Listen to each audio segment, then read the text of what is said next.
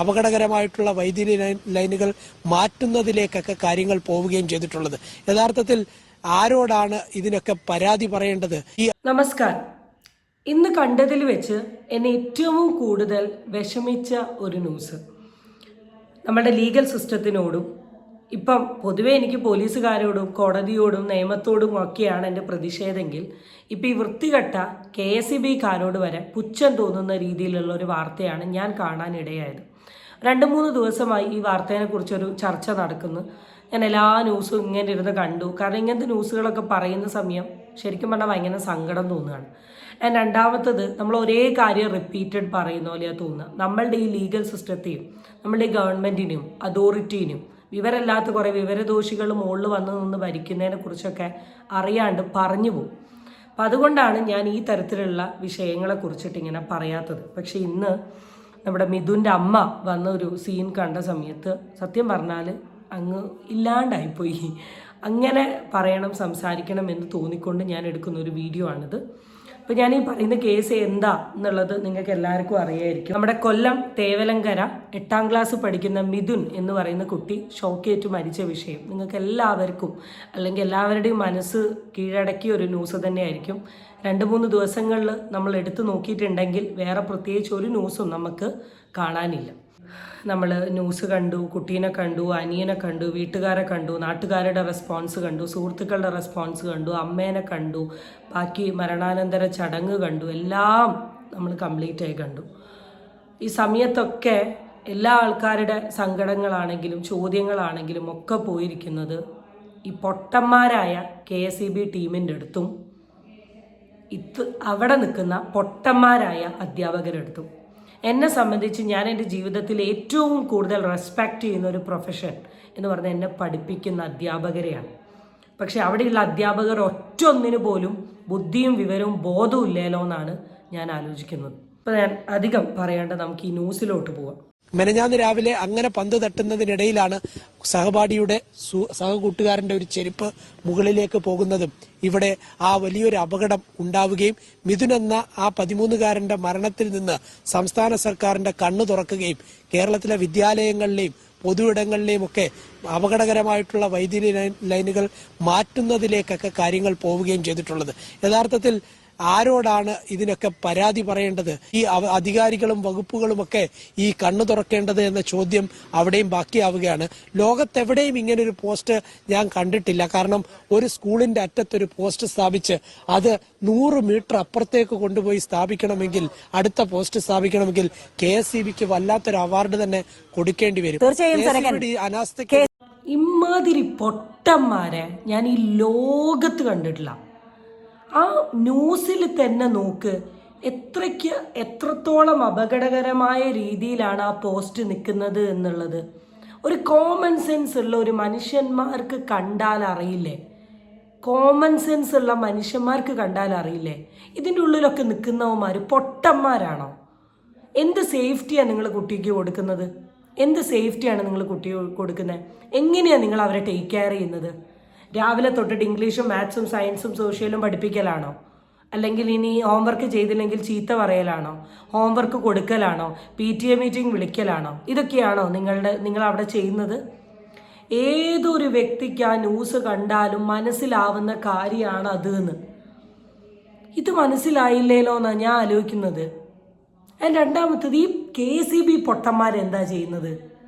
ഈ ലൈൻ്റെ ഭാഗമൊക്കെ ആയിട്ടോ അല്ലെ ലൈൻ്റെ എന്തെങ്കിലും കണക്ഷൻ ഇഷ്യൂസോ അല്ലെ റെഡിയാക്കാനൊക്കെ ആയിട്ട് നിങ്ങൾ അതിൽ വരുന്നില്ലേ? നിങ്ങൾക്ക് വിവരമല്ലേ ഇത് കുട്ടികൾക്ക് പ്രശ്നമാണ്? നിങ്ങൾക്ക് ഇതിനെക്കുറിച്ചൊന്നും അറിയില്ലേ? അല്ലെങ്കിൽ നിങ്ങളുടെ മക്കളൊന്നും ആ സ്കൂളിൽ പഠിക്കുന്നില്ലേ? ഞാനത് ആലോചിക്കുന്നത്. ഇപ്പം ഞാൻ പറയുകയാണ്, ഇപ്പം എൻ്റെ വീടിനോട് ചേർന്നിട്ട് ഒരു പോസ്റ്റ് വീഴാൻ നിൽക്കുമോ അല്ലെങ്കിൽ ഒരു മഴ പെയ്ത് എന്തെങ്കിലുമൊക്കെ ഒരു ബുദ്ധിമുട്ടോ സാഹചര്യങ്ങളോ ഉണ്ടെങ്കിൽ ഒന്നിനും നിൽക്കില്ല. KSEBനെ വിളിച്ചറിയിക്കും. ഇവിടെ വിളിച്ചറിയിക്കാനും ആൾക്കാരില്ല. ജോലി ചെയ്യുന്ന ആൾക്കാർ കണ്ണ് തുറന്നത് കാണുന്നുമില്ല. ഇപ്പോഴാണ് കണ്ണ് തുറന്നത്. അല്ലെങ്കിൽ നമ്മളുടെ സർക്കാരിന് അങ്ങനെയാണ്.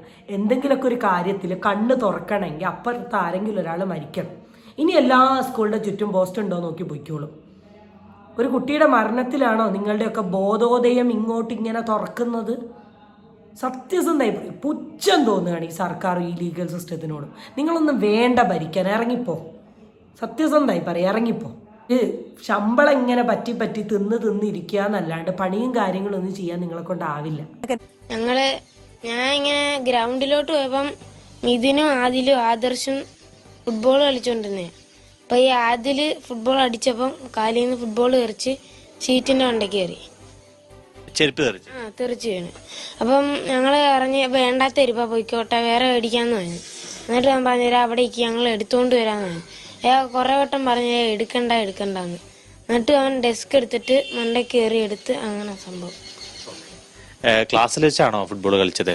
അല്ല, ഗ്രൗണ്ടിൽ വെച്ചാണ് കളിച്ചത്. അത് ഞാനില്ലായിരുന്നു, ഞാൻ വന്നപ്പോഴാ സംഭവം നടന്നത്. പിന്നെ ക്ലാസ്സിൽ പോയിട്ട് ക്ലാസ്സിൽ ഈ ഇതിലേക്ക് കയറി? അങ്ങനെ കയറി. എന്തുവാ ഞാൻ ഗ്രൗണ്ടിലോട്ട് പോയപ്പം കറക്റ്റ് സമയത്ത് തെറിച്ചു വീണു. ആ സംഭവം. ആരുടെ ചെരുപ്പാണ്? മിഥുൻ ആദിൽ എന്ന് പറയുന്നത്. ആദിൽ 8A സീലാന്ന് തോന്നുന്നു. 8A ഞങ്ങളുടെ കൂട്ടുകാരനാണ്. അങ്ങനെ കളിച്ചോണ്ട് അറിഞ്ഞില്ലായിരുന്നു തെറിച്ചു. ഞങ്ങള് പറഞ്ഞ് എടുക്കണ്ടെന്ന് പറഞ്ഞ് അങ്ങനെ. എൻ്റെ അടുത്ത ഡൗട്ടേ, ഈ ടീച്ചർമാരൊക്കെ എന്താ ചെയ്യുന്നത്? ഈ ബ്രേക്ക് സമയത്തായിരിക്കും എനിക്ക് തോന്നുന്നു. ക്ലാസ് ടൈമിൽ എന്തായാലും കുട്ടികൾ കളിക്കില്ല. ഇനി PT ടൈമിലാണ് കുട്ടികൾ കളിക്കുന്നതെങ്കിലും അവിടെ PT ടീച്ചർ ഉണ്ടാവണേ. എനിക്കറിയില്ല ഈ സ്കൂളിൻ്റെ സിസ്റ്റം എങ്ങനെയാണെന്നുള്ള. ഇത് മേ ബി ബ്രേക്ക് ടൈമിലായിരിക്കും. ബ്രേക്ക് ടൈമിൽ ഇൻ്റർവെൽ ആകുമ്പോൾ കുട്ടികൾ കളിക്കുന്ന സമയത്ത് ടീച്ചേഴ്സിൻ്റെ ടൈമാണല്ലോ. ഇവിടെ ഇരുന്ന് ഇങ്ങനെ വർത്താനം പറഞ്ഞ് ഇങ്ങനെ ഗോസിപ്പൊക്കെ അടിച്ച് അങ്ങ് ഇരിക്കുക അങ്ങോട്ട്. നിങ്ങളല്ലേ കുട്ടികളെ നോക്കണ്ടേ? നിങ്ങൾ പിന്നെന്താ അവിടെ കാണിച്ചു കൂട്ടുന്നത്? ഇപ്പോൾ കുട്ടികൾ കളിക്കുന്നതിൻ്റെ ഇടയിൽ ഓഫ്കോഴ്സ് അവരുടെ സാധനങ്ങൾ പോയിട്ടുണ്ടേ കുട്ടികൾ പോയി എടുക്കും.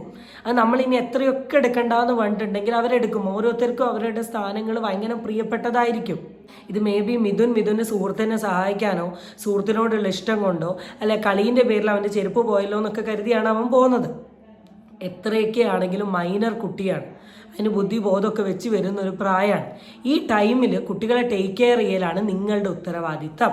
അതിന് വേണ്ടിയിട്ടാണ് സർക്കാർ നിങ്ങൾക്ക് പൈസ തരുന്നത്. അല്ലാണ്ട് വെറുതെ അവിടെ പോയിരുന്ന് ഇംഗ്ലീഷ്, മാത്സ്, മലയാളം പഠിപ്പിക്കാനല്ല. രാവിലെ 9 മണി തൊട്ടിട്ട് 5 മണി വരെ കുട്ടികളെ നോക്കുക എന്നുള്ളതും കൂടെ നിങ്ങളുടെ ഉത്തരവാദിത്തമാണ്. അപ്പോൾ ഈ സമയത്ത് അവിടെ ചൊറിയും കുത്തിയിരുന്ന എല്ലാ ടീച്ചർമാരെയും ആ പണിയിൽ നിന്ന് ഇറക്കി വിടണം. അല്ലെ ഇവർക്ക് എന്തെങ്കിലുമൊക്കെ ഒരു പണിഷ്മെൻറ്റ് കൊടുക്കണം. അല്ലെ കാര്യമല്ല. അല്ലെ ഇനി ടീച്ചേഴ്സ് ഒന്നും നോക്കാൻ പോകുന്നില്ല. എവിടെ കുട്ടികൾക്ക് സേഫ്റ്റി? വീട്ടിൽ നിൽക്കുന്ന മക്കളെ നമ്മൾ എന്ത് ഭംഗിയായിട്ട് ടേക്ക് കെയർ ചെയ്യുന്നത്. ഇതേ ടേക്ക് കെയർ നിങ്ങളുടെ സൈഡിൽ ഉണ്ടാവുമെന്ന് കരുതിയിട്ടാണ് സ്കൂളിലോട്ട് വിടുന്നത്. അപ്പോൾ അവിടെ ഇരുന്ന് ഭക്ഷണം കഴിക്കാം. നിങ്ങൾ ഒരാൾ കെയർ ചെയ്തിരുന്നെങ്കിൽ ഇന്ന് ഇങ്ങനെ ഒരു സംഭവം വരുമായിരുന്നോ?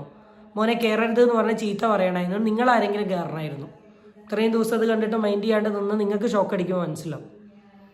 സത്യസന്ധമായി പറയും, ഇമോഷൻ്റെ പുറത്ത് പറയാണ്. ഒരു മനുഷ്യൻ്റെ ജീവൻ കളഞ്ഞു കഴിഞ്ഞിട്ട് നിങ്ങൾ പൈസയല്ല അതിനപ്പുറം കൊടുത്തിട്ട് ഒരു കാര്യമില്ല. ഒരു സിസ്റ്റത്തിൻ്റെ അനാസ്ഥ കൊണ്ട് മരിച്ചുപോയൊരു മകൻ്റെ അമ്മയാണ്.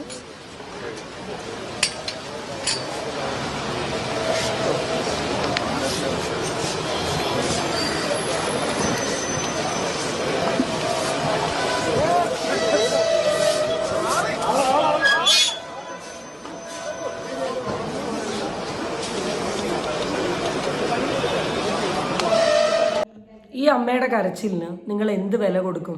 സർക്കാർ സഹായിക്കുന്നു അങ്ങനെ എന്തൊക്കെയോ കുന്തൊക്കെ ഞാൻ കണ്ടിരുന്നു. 5 ലക്ഷം രൂപ കൊടുക്കുന്നോ, വീടുണ്ടാക്കിയെന്നോ. ഒരു ജീവൻ്റെ വില 5 ലക്ഷം, ഒരു ജീവൻ്റെ വില വീടാ. ഇങ്ങനെ ഇനി ഈ പ്രയസനമൊക്കെ കാണാൻ പറ്റും. നമ്മുടെ പാർട്ടിയിലെ ആൾക്കാരൊക്കെ പോകുന്നു, ആ അമ്മേനോട് സംസാരിക്കുന്നു, അവരെ ചിലപ്പോൾ ഇനി ആലിംഗനം ചെയ്യുന്നതും, അല്ലെങ്കിൽ ഇനി പല ആൾക്കാരും ചെന്ന് അയ്യോ മീഡിയ ഇത് വളരെ വിഷമകരമായിട്ടുള്ള സംഭവമാണ്, നിങ്ങൾ മനസ്സിലാക്കേണ്ടിയിരിക്കുന്നു എന്നീ തരത്തിലുള്ള ഈ ഓൾ കൈൻഡ് ഓഫ് ഷോസ് നമുക്കിനി തുടർന്നുള്ള ദിവസങ്ങളിൽ കാണാൻ പറ്റും. ഈ ഷോ കൊണ്ടൊക്കെ എന്താ കിട്ടുന്നത്? ഞാനതാ പറഞ്ഞു, ഇത്രയ്ക്ക് പൊട്ടന്മാരുള്ള ലോകത്താണല്ലോ നമ്മൾ ജീവിക്കുന്നതെന്നാണ് ഞാൻ ആലോചിക്കുന്നത്. എനിക്കൊന്നും പറയാനില്ല, കാരണം ഞാൻ പറഞ്ഞാൽ ചിലപ്പോൾ എന്ത് ചെയ്യും, കൂടിപ്പോവും. അപ്പം അതിൽ ഏറ്റവും നല്ലത് എന്താണ്? സങ്കടം തോന്നുന്നു ഈ അമ്മയുടെ അവസ്ഥ ആലോചിച്ചിട്ട്. സങ്കടം തോന്നുന്നു. അതിൻ്റെ മോനെയൊക്കെ വളർത്താൻ വേണ്ടിയിട്ടാണ് അത് മാറി ഇത്രയും ദൂരത്ത് നിന്ന് അധ്വാനിക്കുന്നത്. പക്ഷെ ആ മോനൊന്നും ഇല്ലയെന്ന് അറിയുമ്പോൾ അവരുടെ അവസ്ഥ അറിയോ? അനിയൻ്റെ അവസ്ഥ ഇതൊക്കെ ഒന്ന് മനസ്സിലാവണമെങ്കിലേ സ്വന്തം കുടുംബത്തിൽ വരണം. അല്ല, നമ്മൾ നാട്ടുകാരാണ്. ഈ കുഞ്ഞുങ്ങളുടെ സുരക്ഷയ്ക്ക് പ്രതികൂലമായ ഒരു സാഹചര്യം ഇത് നേരത്തെ നീക്കം ചെയ്യേണ്ടതാണ്. ഒരിക്കലും ഉൾക്കൊള്ളാൻ പറ്റുന്ന കേസല്ല. ഞങ്ങളൊക്കെ സ്കൂളിൽ പഠിച്ചതാണ്. ഞാൻ 82-84 സ്റ്റുഡൻ്റാണ്. അന്ന് തൊട്ടേ ലൈൻ ഇങ്ങനെ കിടക്കുവാണ്. പിന്നെയാണ് ഇതിന് ശേഷം സീറ്റൊക്കെ ഇട്ടത്. ഇപ്പോൾ ഇരുമ്പിന്റെ ഷീറ്റിലേക്ക് ഒരു പക്ഷേ താഴ്ന്നു പോയാൽ പോലും അപകടമല്ലേ? മഴ പെയ്ത് വെള്ളം വീണാൽ തന്നെ കറണ്ട് അടിക്കുമെന്ന് ഇവിടെ ഉള്ളവർക്ക് സാറന്മാർക്ക് അറിയത്തില്ലേ ഇത്? ഇത് അത്രയും താന്ന് കിടക്കുന്നില്ലേ ഇത്? അത് ആരെങ്കിലും ഒക്കെ നോക്കണ്ടേ ഇത്? ഇത്രയും താന്ന് കിടക്കുന്ന ഒരു ലൈനകത്ത് ഈ സ്കൂളിനകത്തോട് ഈ ലൈൻ വലിപ്പിക്കുക, ഇതൊക്കെ ചെയ്യിക്കേണ്ട ഇവിടുത്തെ സ്കൂളിന്റെ മാനേജ്മെന്റിന്റെ പരിപാടിയല്ലേ? എത്ര കുട്ടികൾ പഠിക്കുന്ന സ്കൂളാണ് ഇതിപ്പോ ഏതാണ്ട് 10,000 മേളിൽ പിള്ളേരുണ്ട് ഇവിടെ. രണ്ട് സ്കൂൾ ഗേൾസും ബോയ്സും കൂടെ ഒരുമിച്ചുള്ള 2 സ്കൂളും കൂടെ അത്ര 10,500 പിള്ളേർ പഠിക്കുന്ന ഇവിടെ. ഇത് ബോയ്സാണ്. ഇത് ബോയ്സിലാണ് ഇവിടുത്തെ സാറന്മാർക്ക് തന്നെ അറിയാൻ പറ്റില്ല ഇതൊരു അപകടം നടക്കുന്ന സ്ഥലമാണ്. ഇത്ര നോക്കി നമുക്ക് തന്നെ കാണുമ്പോൾ തന്നെ നമുക്കൊരു സങ്കടം തോന്നുന്നില്ലേ? 84 ഈ അങ്കിള് പഠിക്കുമ്പം ഇതേ അവസ്ഥയായിരുന്നു എന്നാ പറയുന്നത്. ഇപ്പം 1925 എന്നിട്ടും ഇതേ അവസ്ഥ. 1000-ഓളം കുട്ടികൾ പഠിക്കുന്ന ഒരു സ്കൂള്. എത്ര ബാച്ചുകൾ വന്നുപോയി, എത്ര അധ്യാപകർ വന്നുപോയി, എത്ര മഴ ഇടി മിന്നൽ വന്നുപോയി. എത്രയോ ആൾക്കാർ രക്ഷപ്പെട്ടു. ലാസ്റ്റ് ഈ മോൻ്റെ അവസ്ഥ മാത്രം ഇതിലായല്ലോ എന്നാണ് ഞാൻ ആലോചിക്കുന്നത്. എനിക്ക് വീണ്ടും എനിക്ക് ഈ ന്യൂസ് കാണുമ്പോൾ മനസ്സിലാവാത്തത് ഇവരൊക്കെ എന്ത് പണിക്കാണ് ഈ മുകളിൽ ഇരിക്കുന്നത് എന്നുള്ളതാണ്. ഞാൻ വീണ്ടും ഈ ലീഗൽ സിസ്റ്റത്തിനെ മാത്രമേ കുറ്റം പറയൂ. കൊടുക്കേണ്ട പണിഷ്മെൻറ്റ് കൊടുക്കേണ്ട നേരത്തെ ഈ കാറ്റഗറി ഓഫ് ആൾക്കാർക്ക് കൊടുക്കണം. ഈ KSEBക്കാർക്ക് കൊടുക്ക് പണി. അവന്മാരൊക്കെ എന്ത് നോക്കിയിരിക്കുകയായിരുന്നു? അവന്മാർക്കൊക്കെ ഒരു പുറത്താക്കലോ അല്ലെങ്കിൽ 10 ദിവസത്തേക്കെങ്കിലും പുറത്താക്കി എന്നാലെങ്കിലും ഒരു ആശ്വാസം ഉണ്ടായിരുന്നു. ആ ഭക്ഷണം കഴിഞ്ഞിരിക്കുന്ന ടീച്ചേഴ്സിനെയൊക്കെ പിടിക്കാൻ നോക്കുക അവിടുന്ന്. എന്ത് ആറ്റിറ്റ്യൂഡാണ് ഇന്ന് ഈ ലോകത്ത്? എന്ത് സേഫ്റ്റിയാണുള്ളത്? നിങ്ങളുടെ മക്കളെ പഠിപ്പിക്കുന്ന സമയത്ത് നിങ്ങൾ നോക്കണ്ടേ ആ സ്കൂളിൻ്റെ അവസ്ഥയൊക്കെ? PTA കമ്മിറ്റി ഇല്ലേ? PTA കമ്മിറ്റി ഇല്ലാത്തൊരു സ്കൂളാണോ ഇത്? 84 ഈ ഒരു സംഭവം ഉണ്ടായില്ലെങ്കിൽ, അല്ലെങ്കിൽ ഇതിനൊരു മാറ്റം വന്നില്ലെങ്കിൽ അവിടുത്തെ സമൂഹത്തിലുള്ള ആൾക്കാർ ഇറങ്ങേണ്ട. ആരും ഒന്നും ഇറങ്ങൂല. ഒരു വിഷയം വന്നു കഴിയുന്ന സമയത്ത് മാത്രമേ നമ്മൾ അതിനെപ്പറ്റി എന്ത് ചെയ്യൂ, സംസാരിക്കൂ. ഇപ്പോൾ ഒരു ജീവൻ പോയി. ഈ അനാസ്ഥ ഇനി കണ്ടിന്യൂ ചെയ്യുകയാണെങ്കിൽ എത്ര ജീവൻ പോവുമെന്ന് എനിക്ക് പറയാൻ പറ്റില്ല. വീണ്ടും പറയാണ്, പണിയെടുക്കാൻ വിട്ടാൽ മര്യാദയ്ക്ക് പണിയെടുക്കുക. അതിന് പറ്റില്ല എന്നാണെങ്കിൽ ചൊറിയും കുത്തി വീട്ടിലിരുന്ന് സ്റ്റേഷനറി വാങ്ങി കഴിക്കുക. എന്നാലെങ്കിലും ബാക്കിയുള്ളവരുടെ ജീവൻ നിങ്ങൾ കാരണം പോകാണ്ടിരിക്കാൻ പറ്റട്ടെ.